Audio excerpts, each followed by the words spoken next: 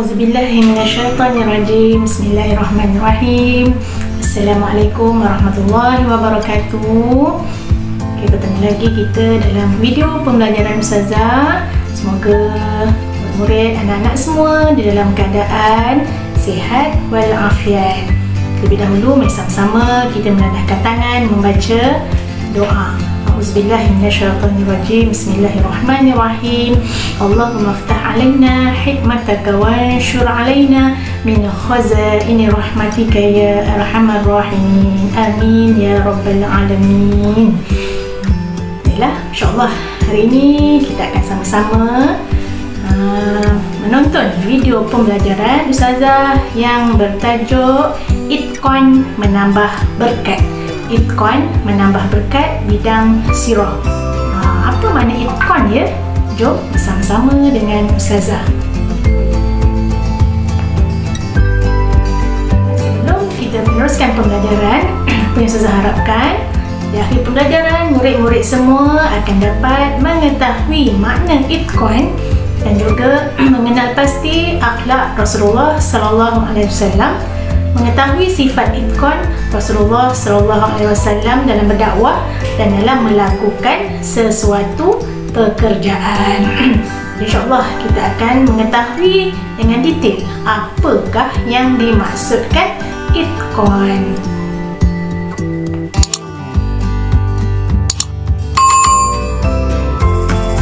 Apakah pengertian itqan?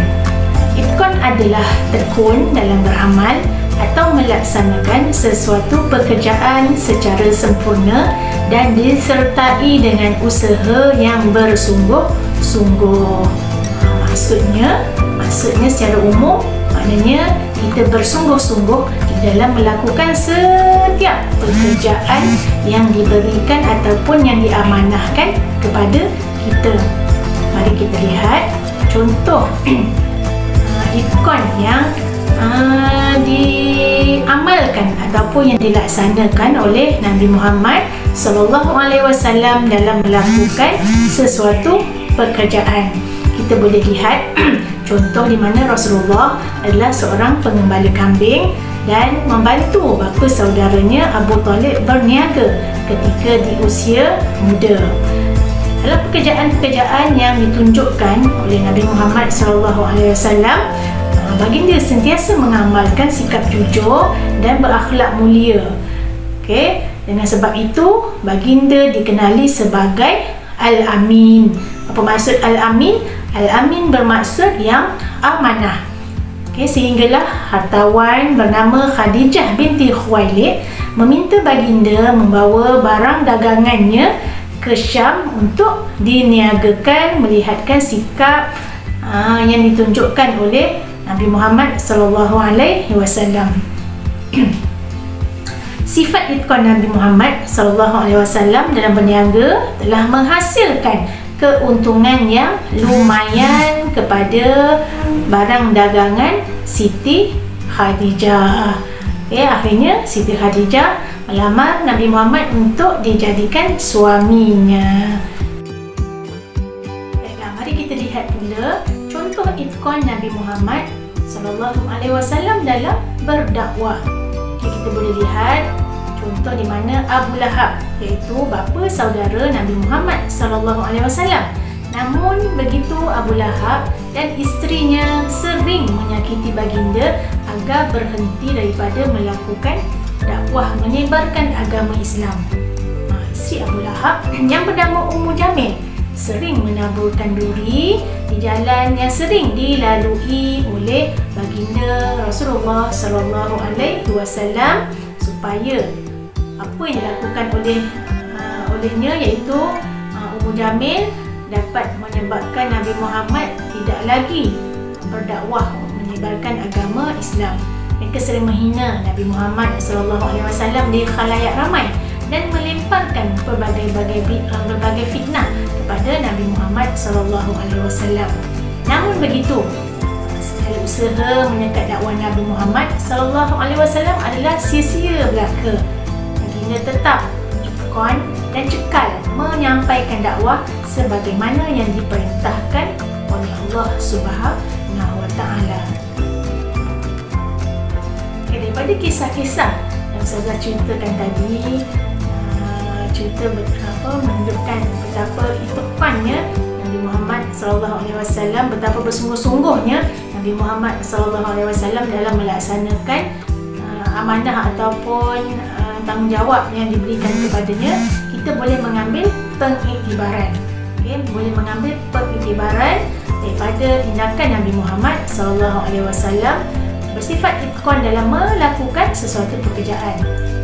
Apa iktibaran yang boleh kita dapat? Pertama, perlunya kita melakukan tugasan dan amanah dengan tekun dan bersungguh-sungguh serta bertanggungjawab. Yang kedua, perlunya kita menepati masa dan tidak bertangguh di dalam melaksanakan setiap amanah ataupun tugasan yang diberikan kepada kita. Contohnya sebagai seorang pelajar, kita tidak perlu bertangguh dalam melakukan kerja-kerja sekolah yang diberikan kepada kita. Yang ketiga, perlunya kita mencontohi semangat Nabi Muhammad SAW, iaitu tidak berputus asa dan sentiasa bermotivasi serta berfikiran positif. Kita juga boleh mengambil pengiktibaran daripada tindakan Nabi Muhammad SAW yang bersifat itqan dalam melakukan amalan seharian. Yang pertama, kita perlu ikhlas ketika beribadah. Bagaimana ikhlas ketika beribadah? Iaitu kita melaksanakan ibadah adalah semata-mata kerana Allah Subhanahu Wa Taala. Yang kedua, perlu kita jauhi perkara-perkara yang boleh membatalkan ibadah.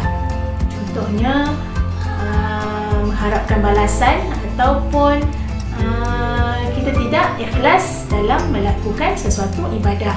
Yang ketiga, kita perlu memperbanyakkan berzikir dalam kehidupan seharian kita. Kerana apa? Kerana dengan zikir boleh menjadikan hati kita hati yang kuat apabila berhadapan dengan apa sahaja godaan dan juga halangan dalam kehidupan seharian.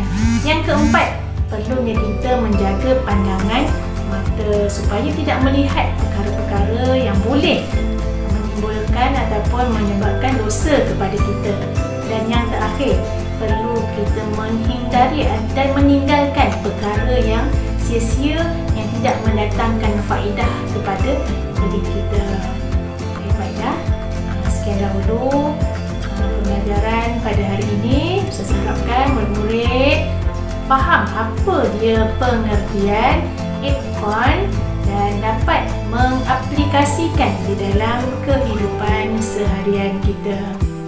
Sekian dahulu daripada Ustazah. Jangan lupa like dan subscribe channel Ustazah. Sekian. Billahi taufiq wal hidayah.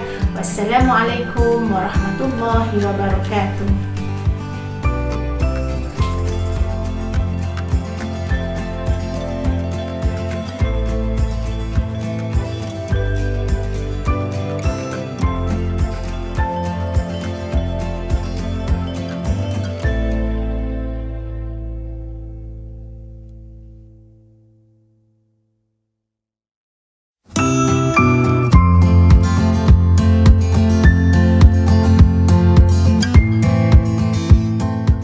والذين جاهدوا فينا لنهدينهم سبلنا وإن الله لمع المحسنين